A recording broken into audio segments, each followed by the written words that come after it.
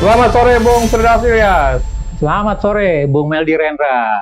Wah, ini satu Sore-sore bersemangat. sore-sore. Dulu orang kan mainnya di Melawai ya. Sekarang nggak tahu nih mainnya di mana gitu. Melawai sekarang, Melawai sepi ya. Blok M tuh sepi, gila dah. Iya, gua itu dulu ketika masih pacaran itu mainnya ke ya Blok M lah ya, sekitar situ Ya, ya. Jadi Blok M Mall gitu, karena kan enak ya. ya, Mau yang sedikit bergaya ada ke mallnya, mau yang agak murah meriah kan ada pasar Blok M ke hmm, Melawai. Gitu. hmm. Kemudian kan transport juga enak gitu. Nah sekarang udah lama nggak ke sana, cuma ya berubah, bergeser Bung Meldi. Ya, ada tempat-tempat lain mungkin yang lebih menarik ya. Lebih menarik ya. Nah, ini kita juga ada isu-isu lain yang menarik nih Bung Firdaus tentang pengadaan ya. Sebenarnya kan di Indonesia itu pengadaan itu busuk-busuknya semua orang juga udah tahu ya. Artinya kalau kita membuat sebuah sistem yang handal, kita cari dulu nih yang busuk-busuknya yang mana aja, kemudian kita bikin sebuah sistem yang busuk-busuk itu nggak bisa masuk ke sistemnya, kan gitu ya. Nah, Ya, ya. Indonesia ini udah lama nih sistem begini nih, tapi tetap fraud istilahnya ya, itu tetap Iya, terjadi betul. dalam pengadaan-pengadaan barang gitu ya, atau pengadaan-pengadaan jasa yang sampai sekarang nih pemerintah seperti nggak punya solusi untuk melakukan sebuah sistem yang berintegritas untuk ini tidak terjadi lagi deh. Ini kayak keledai kan terjadi terus gitu. Ini keledainya udah makin tua, ini masih makin terjadi gitu. Masih Sejak masuk lubang yang sama. mana dari keledainya dari TK sampai udah tua bongkokan ini masih terjadi. Gimana nih kita melihatnya Bung Firdaus? Pengadaan barang jasa pemerintah ya Bung Meldi ya, ini kalau kita lihat dari struktur anggaran ya, baik itu APBN atau APBD, kan memang merupakan porsi terbesar ya, lebih dari setengah lah. Kalau pemerintah Hmm. sekarang agak bergeser, masih setengah juga, tapi sekitar kalau 2023 itu sekitar 49%. Sisanya untuk belanja-belanja yang lain, belanja gaji, belanja segala macam.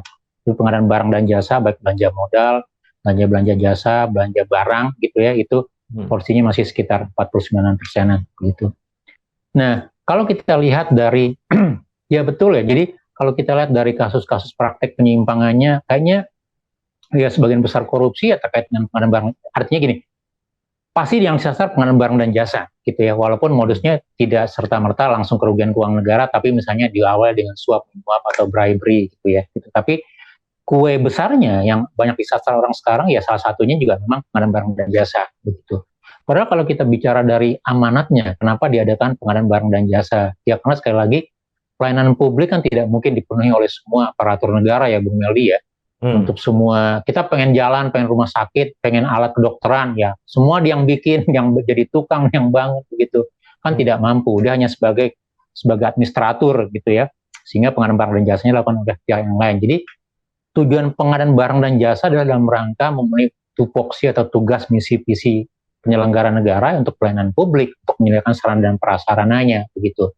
Nah kemudian kalau kita lihat dalam konteks yang lebih lebih normatif ya, bahwa pengadaan ini kan untuk apa ya? Untuk menghasilkan barang yang paling tepat ya Bung Meldi ya. Artinya sesuai dengan kebutuhan, paling efektif, paling efisien gitu ya. Kuantitasnya baik, kualitasnya juga baik, kuantitasnya benar gitu ya, speknya betul gitu ya, terkait lokasi dan didukung oleh penyedia yang benar gitu. Nah, tapi kalau kita lihat banyak temuan-temuannya, bahkan dalam beberapa hari yang lalu ya, BPK kan baru selesai menyerahkan kepada pemerintah pemeriksaan semester 2 2022 gitu ya, yang semester lalu gitu. Semester 2 itu kan berarti dari bulan Juni 2002 sampai Desember gitu ya. Diperiksa, selesai laporannya diolah, kemudian baru masuk tahun berikutnya sebagai laporan. Nah, itu baru diselesaikan, disampaikan kepada DPR dan auditi begitu. Nah, temuannya juga relatif sama kalau kita lihat begitu. Nah, mungkin kita perlu berkaca dari sana ya. Gitu. Artinya temuan-temuan ini gitu ya. Bahkan kalau kita lihat sudah ada peraturannya Kepres 80 2003, kita ingat dulu belajar Kepres 80 2003 ini tender gimana sih mekanismenya gitu ya. Kemudian direvisi lagi gitu. Sampai sekarang gitu. Nah, kalau kita lihat dalam polanya, kalau kita lihat belanja pemerintah pusat, terutama kementerian lembaga ya, ada pergeseran Bung Satu, memang belanja barang dan jasanya agak semakin berkurang, begitu ya. Nah, kemudian yang kedua, kalau kita dari belanja barang dan jasa, itu lebih banyak untuk belanja-belanja barang, sementara modalnya semakin berkurang persentasenya. Bahkan barang-barang habis pakai, begitu ya. Gitu. Nah, kemudian kalau lihat dari metodenya, tidak lagi lebih banyak, lelangnya semakin berkurang, sekarang lebih banyak melalui e-katalog, gitu. Jadi, mostly sekarang lewat e-katalog, begitu. Nah, kalau kita lihat dalam skema-skema yang tadi yang Bu Meli sebut sebagai inisiatif, sebagai sistem pencegahan, gitu ya, ternyata praktek-prakteknya masih tetap ada. Masih ada kebolongan-kebolongan, masih ada temuan-temuan yang sama. Bahkan kalau kita tanya kepada BPK sebagai Supreme Auditor atau kepada BPKP ya, sebagai internal kontrol, internal auditor pemerintah, ya Pak Jokowi baru marah-marah beberapa minggu yang lalu, internal kontrolnya harus ditingkatkan, begitu. Nah, apalagi kalau kita lihat dari sisi eksternal kontrolnya, temuannya relatif sama, berulang, gitu. Nah, artinya kalau dia berulang, sebenarnya apakah ada sistemnya semakin baik, ada semacam e-katalog, ada LKPP gitu ya, lembaga kebijakan pengadaan barang dan jasa mendesain sistem gitu. Tapi tetap saja kebolongan-kebolongan itu terjadi, Bu Meli. Jadi itu yang kita lihat sistem berkembang tapi dia selalu ketinggalan dari niat-niat fraud atau metode atau tren-tren baru dalam penyimpangan baik dalam sisi pemerintah ataupun juga sisi dunia privat misalnya. Ya, penyimpangan itu terjadi seringkali dengan membuat sebuah sistem pengadaan misalnya yang langka. Misalnya pengadaannya hanya suppliernya hanya pada kelompok-kelompok tertentu. Ini kan sangat-sangat mudah dibaca, Bung Firdaus. Tapi kejadian ini berulang terjadi di Indonesia bahwa itu dipakai misalnya di pengadaan-pengadaan yang terjadi saat ini di Menko Info juga itu dipakai ya teknik-teknik itu, dan juga sering banget dipakai misalnya dalam pengadaan-pengadaan software yang nggak bisa dihitung kan harganya. Tapi kalau pengadaan sipil misalnya, itu kan sangat jelas ya kelihatan ya. Per kubiknya berapa segala macam. Nah, ini pola-pola ini berkembang di Indonesia, artinya orang terus mencari cara bagaimana mengambil keuntungan besar dalam pengadaan-pengadaan yang dilakukan oleh pemerintah. Modus, bahkan kalau kita berkaca dari kasus contoh untuk dugaan korupsi BTS ya, melibatkan Menkominfo ya, kan memang dibuat seolah-olah ini spesifik, agak teknis, agak unik sehingga vendornya hanya terbatas. Kemudian juga kalau kita detailkan lagi nanti barang-barangnya harus dalam merek tertentu gitu. Kemudian modalnya begini sehingga modus dalam prosesnya itu mengarahkan pada satu produk atau satu vendor itu semakin kelihatan gitu.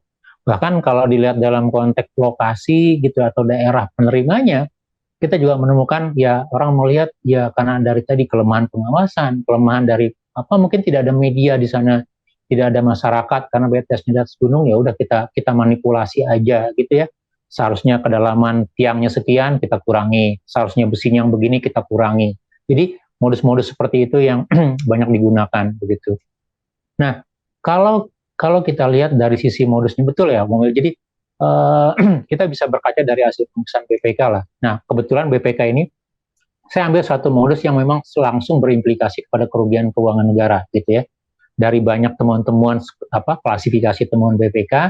Nah, kita coba lihat temuan-temuan terkait dari hasil audit laporan keuangan pemerintah ya.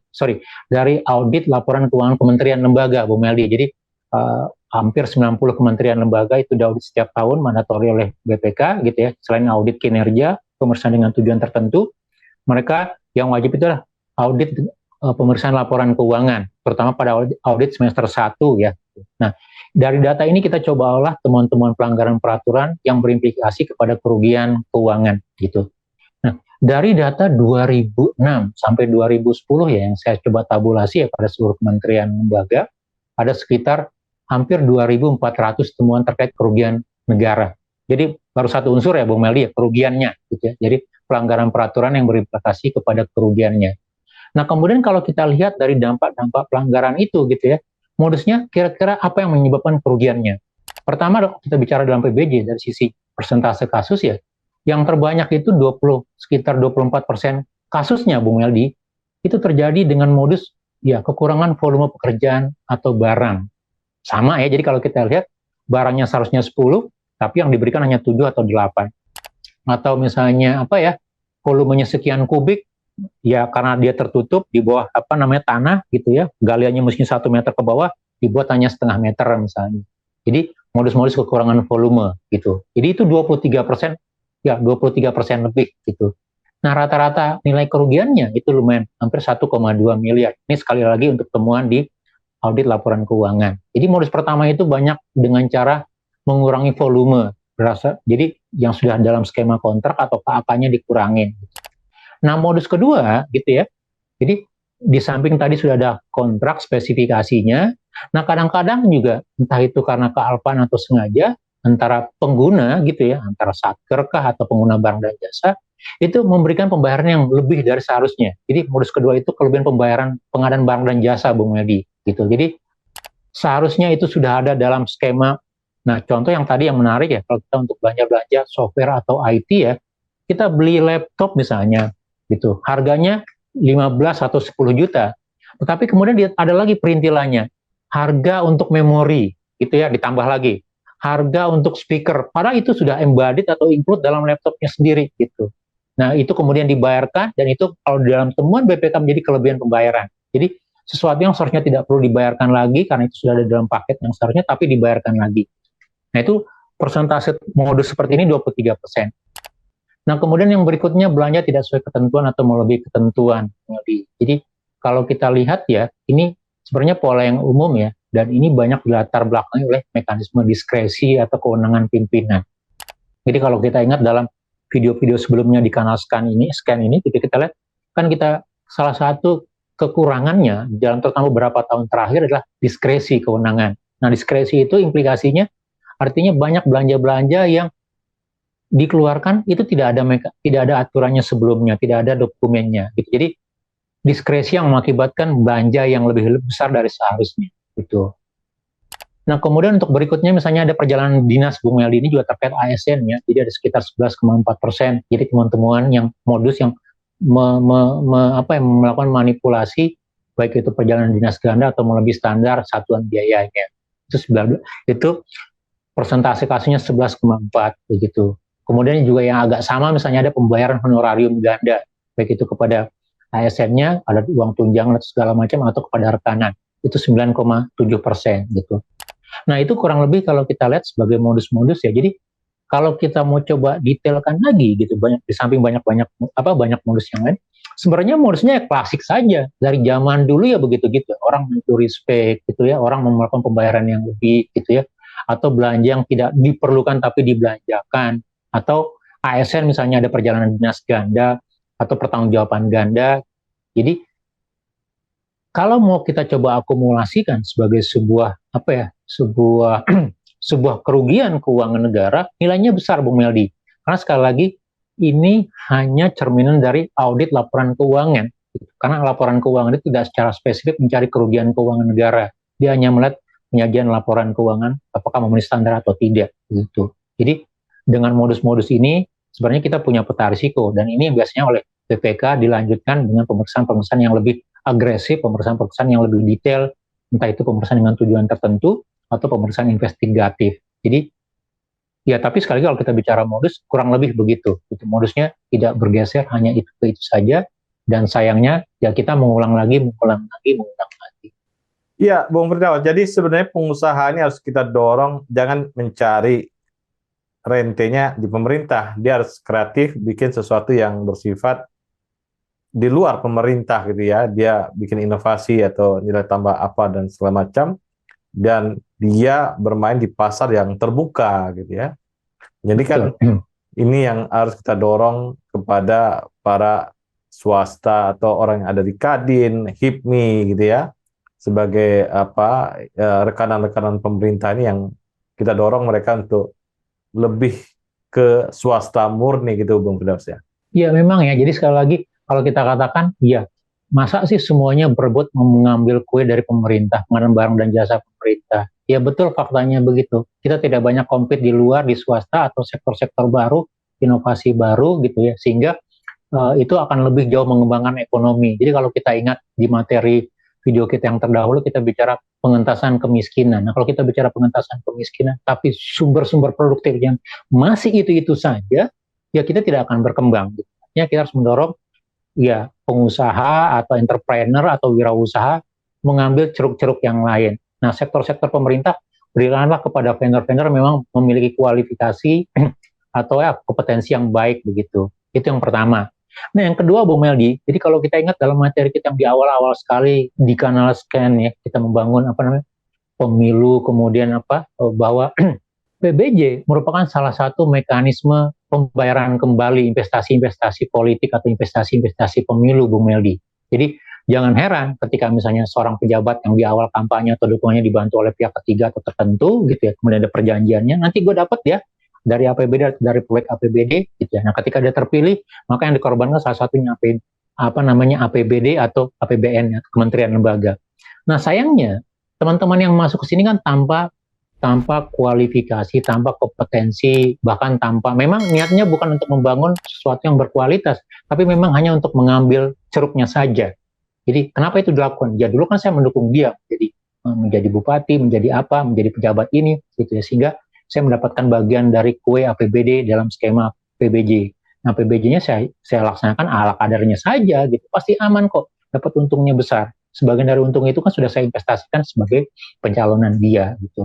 Jadi itu yang menurut saya juga harus diperhatikan. Gitu. Artinya kita tidak menjadikan anggaran pemerintah pusat, kementerian lembaga atau APBD sebagai ajang pembayaran kembali ya dari skema-skema investasi politik.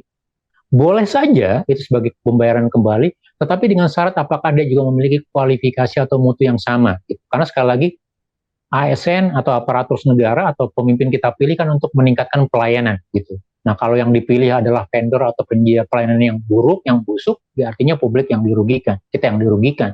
Suara kita yang tidak ada gunanya nanti. Begitu, Bung Meldi. Bung Firdaus, terima kasih. Sama-sama, Bung Meldi. Terima kasih. Salam Indonesia bersih. Salam Indonesia bersih.